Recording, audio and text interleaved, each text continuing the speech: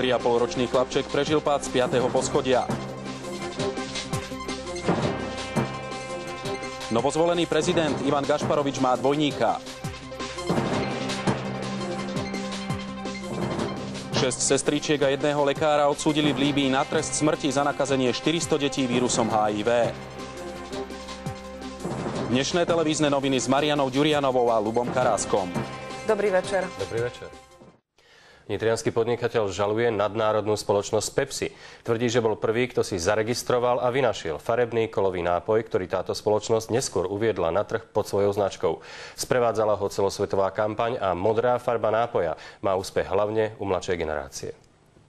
Receptúru si pán Kantor dal zaregistrovať v máji 2001. Svoj produkt ponúkal i spomínanej firme, tá ho však odmietla. O 3 mesiace neskôr zistil, že americká centrála vyvíja presne to isté špecifické modré sfarbenie. Oni sami sa priznali na internete k tomu, že vyvíjali vyvinuté od augusta 2001 a zaevidované to bolo úradom priemyselného vlastníctva v máji 2001.